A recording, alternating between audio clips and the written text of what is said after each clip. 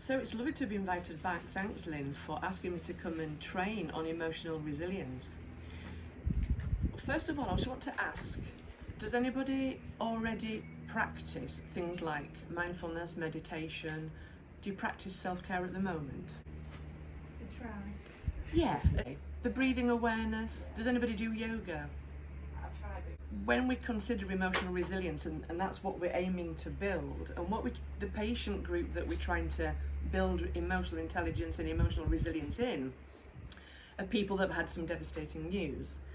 But it's the same process that we go through, whether the devastating news is the floods out in Fish Lake, whether it's a cancer diagnosis, whether it's another illness, or whether it's just you have this fear of failure, So when we build resilience, it's the ability to bounce back from adverse situations. And also, that's just kind of a definition. There's a lot more that lies under resilience. So one of the easiest ways to share why we need resilience, if you think about training to be a marathon runner, it's not just about running. It's about mindset. It's about eating the right food. It's about making sure that you build the strength and the resilience. So physical resilience is as important as emotional resilience. So the end result of today is so that you have an understanding of all the building blocks to get to the point of being resilient. But it is a skill. So you might have a little bit, so a half a hand might be okay, but we're building resilience all the way through our lives. So often people will have post-traumatic stress from something that's happened to them, but you can have post-traumatic growth as well. You know, what doesn't kill you makes you stronger. You've all heard that. So people who have had some trauma in their life will have a little bit of resilience anyway. Some people are born more resilient because of the way that they were brought up. Some people will have more attunement to emotions because their parents or grandparents showed them how to process emotions. But for some people, if they've never had the trauma growing up and they suddenly get a cancer diagnosis, that is quite traumatic because they've not had to deal with it before. So I'm going to show you there's 3 building blocks to emotional resilience. The first one is mindfulness and meditation, which is both a skill. Mindfulness is a skill you develop. Meditation is a practice. So I've given you a handout. I don't intend going through the handout. It's more that that's your takeaway from it. Mindfulness, does anybody have an understanding of mindfulness? Yeah? So again, the very easy way of sharing mindfulness is the ability to be consciously aware of the present moment without judgment. And that's a long sentence, but if I break that down, to be consciously aware.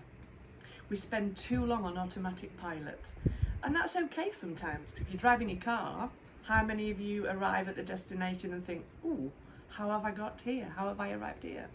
Or you make a drink and then suddenly you think, oh, it's empty. I've drunk it with no memory of actually drinking it. Sometimes automatic pilot's okay.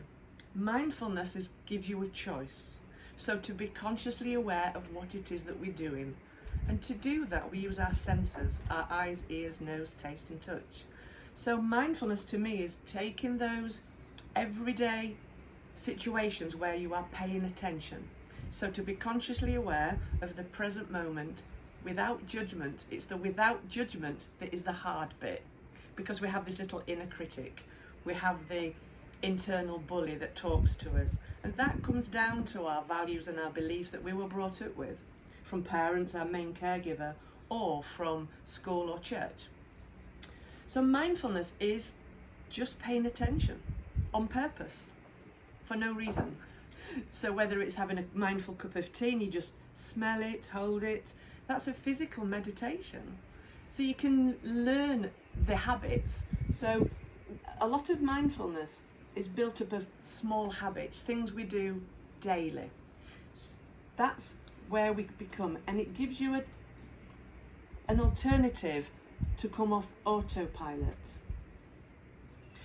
I've given you 2 sheets. The first one is the mindfulness, what it is, the non-judgment, and the second one is automatic pilot. So those 2 together talk about what actually it is.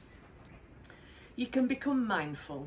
You can develop those skills And a great book, as a great resource for any of you ladies, or to recommend to your end users, is the Trish Bartley's Mindfulness for Cancer, because it's specific about cancer.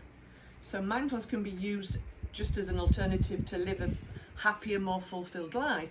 But that book, you're welcome to have a look at it through in the breaks, is a really great resource to give or to recommend to your end users. It talks about being in the present moment, because if you're either rehearsing the future in your mind and you're thinking about, I've got to do this, I've got to get to work, I've got a to-do list that's got 25 things on, then you are in the future with your mind. Or you might be in the past. You might be angry at something that's happened. You might be resentful of something. You might be angry that cancer's come back. You could have that internal anger. So if you're living in the future, or rehearsing the future, or you're thinking about the past, I should have done this, I shouldn't have done that, I shouldn't have eaten that, I shouldn't have smoked, I shouldn't have, whatever guilt or resentment or anger you have, then you're living in the past or future. And what mindfulness does is brings you back to the present. Because if you're in the future or living in the past, then you're very rarely present in the moment. Then you're not truly living to your full abilities to live truly in the moment. And we've all got times when we have a big to-do list. We all have times where we can plan, and it's not about not planning. We should have short-term goals and long-term goals. It's about when you're in your mind and you're over-rehearsing. Has anybody heard the term catastrophizing? It's one of the things. Catastrophizing about the future and rumination of the past are two things that take a lot of our energy. And most of us have probably done it at some point. Catastrophizing, for those ladies and gentlemen that's never heard of catastrophizing, is the ability to take your thought to the worst possible outcome. And when you get a cancer diagnosis, your brain will go, what happens if this? What happens if it's come back? What happens if the treatment doesn't work? What happens if I'm going to die? And that's the fear of dying. And we all have that to some extent. It's the ability to not let that thought run away with us in catastrophizing. So although we can't change what's happened, it goes to acceptance. And if you're a more mindful person and you practice meditation, you are starting to build that resilience. And the reason you're building resilience is because you become aware of your thoughts. Because if you're not aware of your thoughts, then you can't change them. Yeah, so we don't even, if you're an automatic pilot, we don't often think about it. On automatic pilot, you're just doing the same thing, the same way that you've always done it. Then you'll always live the same way, and you'll always have the same habitual routine, whether it's relationships or whether it's with things that we do. So autopilot, mindfulness gives us a choice to step off it. So it's a great basis to build resilience, self-awareness and self-reflection. The other thing about mindfulness and meditation, for those ladies that do it, and Shane, is meditation allows us to have some space to build a pause. So in meditation we can build that pause, and that allows us time to respond to news rather than react to news. And there's a big difference in that. So we don't want to be reacting, we want to be responding.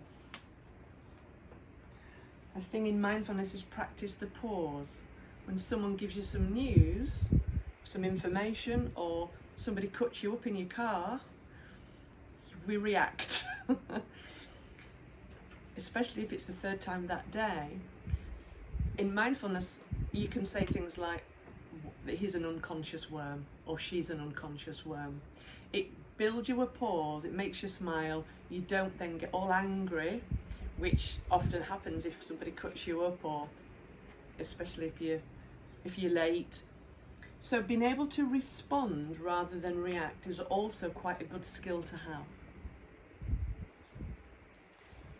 Self-reflection is also an ability to, so this is a practice.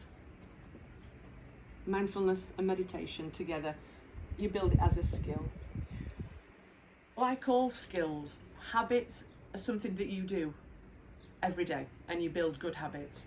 In fact, everything we do is a habit, from eating the same food, from wearing the same clothes, from doing the same journey to work. Everything we do is built up of small habits.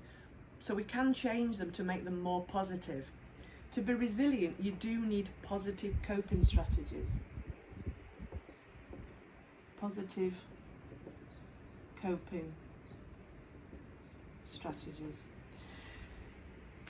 Meditation, there is numerous ways to meditate. Even in yoga they have meditation. You can meditate just sitting in silence for 3 minutes. Meditation you can do in the shower. You can have a shower meditation. There are spiritual meditations, and because the benefits of meditation has been widely researched now, if you go back 2,500 years to when mindfulness and Buddhist monks used to meditate for hours on an end, they build that inner peace. You can go inside rather than always be external. So meditation gives you that ability to go inwards. Okay, and that's what I mean by self-reflection. So going inwards in meditation and being at peace is quite a beautiful thing to do. So if you want to start meditating, you want to give this information to your patients, clients, your end users, even to start a daily habit of 5 minutes meditation will make a huge difference. It lowers blood pressure, it stops us reacting, it allows us to become more spiritual. If you are religious, then you've already got that element of that spirituality.